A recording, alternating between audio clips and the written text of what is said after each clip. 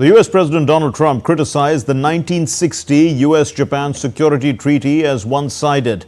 Japan responded, highlighting the treaty's joint protection provisions and expanded mutual protection from the 2015 legislation. And Trump didn't voice these complaints publicly during last month's summit when, Prime Minister Ishiba was in Washington. This report puts President Trump's comments into context since that February U.S.-Japan summit. On February 7, President Donald Trump announced Japan's commitment to double its defense spending by 2027 and approved nearly $1 billion in foreign military sales to Tokyo. The Japanese Prime Minister Shigeru Ishiba had met Trump in Washington to discuss Japanese companies' investments and job creation in the United States. And I'm pleased to say that this week my administration approved nearly $1 billion in foreign military sales to Tokyo. The United States is totally committed to the security of Japan. We will extend the full strength of American deterrence capabilities in defense of our friend and ally.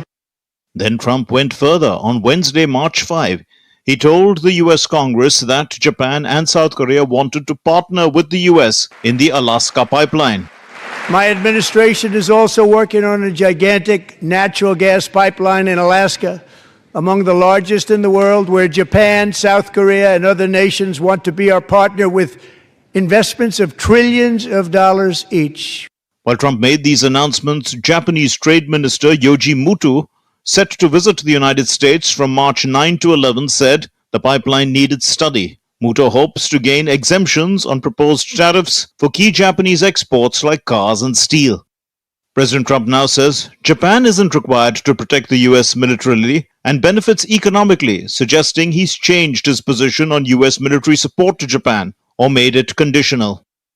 On Wednesday, Italian President Sergio Mattarella met Japanese Prime Minister Shigeru Ishiba in Tokyo. Ishiba assured Mattarella that Japan is committed to working with Europe to end the Ukraine-Russia war.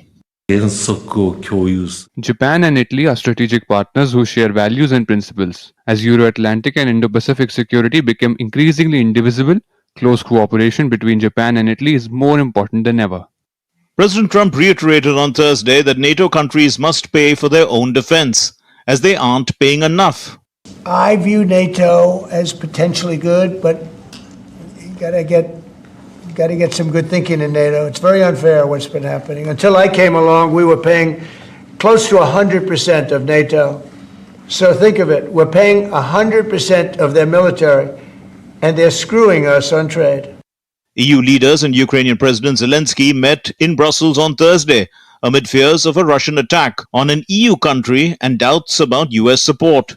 Today, it is obvious that the White House questioned the unity of the entire Western world. Not only that, we see that Washington is already trying to shift the security of Europe's defense to its own forces without the United States. Such actions probably mean that NATO may cease to exist in the near future.